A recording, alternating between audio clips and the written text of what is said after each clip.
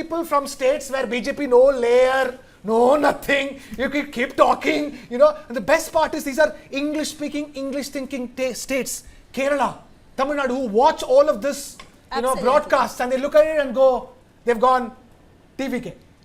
They look at it and they said UDF. Knock knock. We are all South Indians. Yeah, that's what I'm saying. Sneha is a Malayali. I am a Tamilian. Sudha is a Tamilian. Deepak is a Kannadiga. You know, none of where the BJP layering has worked in the recent past. That's true. You know, strangely enough. That's not true. in his state though. Not in his state. But I would say Yediyurappa BJP is not the central Not the BJP. same It's the BJP Karnataka as the version of the Modi BJP. So I don't think central BJP can take credit for whatever happened with the BJP and explain in this. Karnataka. I mean, you know. No, but you know, when we are talking about Tamil Nadu, let's just face the fact there was nobody who got this. It'll be interesting to even hear what Vijay says about it. We're waiting for that, aren't we? Because till now, he has not done even one media address. He has not done even one media address. He has not taken even one question from a single reporter. He has only spoken at rallies. He has not had a direct interaction with any person. So, you know, when you have a chief minister, usually what are the tenors? Usually what should it be? You will have the Janta's Darbar, people can come into your house, you have days fixed where people will approach you with their grievances. I don't know how will it work with Vijay. I know it's a very good point that you're pointing out over here. Speaking to no media, which means not just the national media.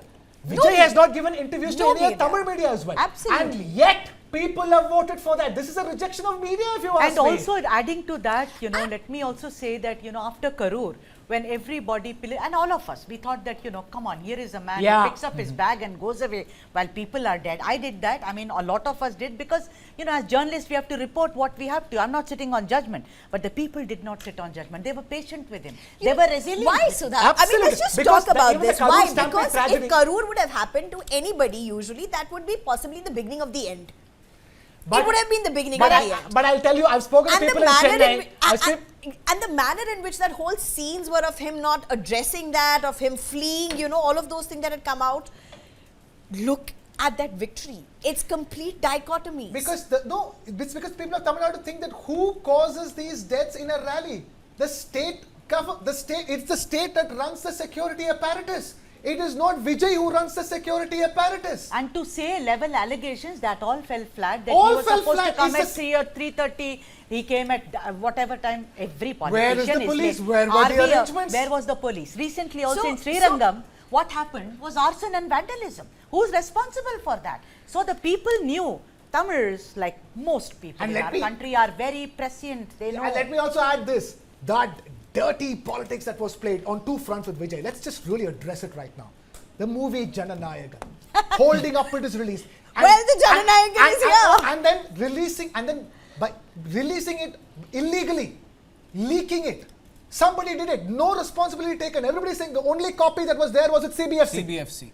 And it was leaked. CBFC is saying we haven't done anything. No investigation, no nothing. Everybody's thrown up their hands. That's one thing. Second, his personal life.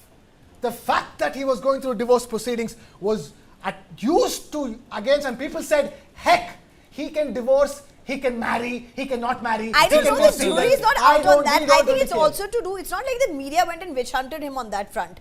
But the political parties did. The DMK did. Yeah, you know, at the end of the day, the lady who wanted the divorce came out at that time and spoke in public as well. So it was also the timing of it. You can question why did that happen. Ponraj, who was the secretary to President Kalam, he came out, called them rowdies, also said the women used disparaging. Yes, absolutely. You remember that? He did a story and story after that he comes out and sits on judgment on that. Tamil Nadu, you can have, I'm not saying it's correct, but he's right. Don't sit on judgment on what I do. I will deliver for you. Absolutely. Work is different. Is this now essentially DMK exposed? In the sense, are people saying DMK is not going to be trusted? You know, Sneha, the larger picture is that people have, you know, lost faith in parties that are ideologically driven. They want new players. We've seen in Kerala as well, left is out, left ideology is out. In Tamil Nadu, DMK is out, another ideologically driven party, and now they want some, you know, some youth leader to come up and give them jobs. Rhetoric is all fine. DMK has done this for a long time, and now they want some real things to happen on ground zero, and they believe that Vijay is the true Jananayagan in that sense to bring this change.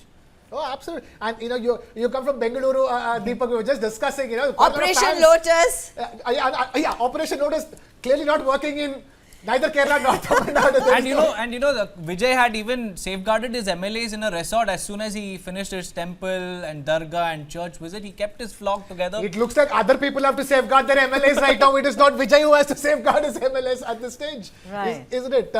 But we're all looking at waiting. 118 is that halfway mark. We're still to get there. It'll be very interesting to see the last minute scramble. What's going to happen? Where are those 10 seats that's going to come from? That is still left completely out in the open, isn't it? And Sneha, I mean, I'm not saying there's going to be massive surprises. Whoever is going to come, it is going to be Vijay, who's going to be the chief minister. 100 plus seats, no questions asked. They can at best use their 10 seats as leverage to get some ministerial berths.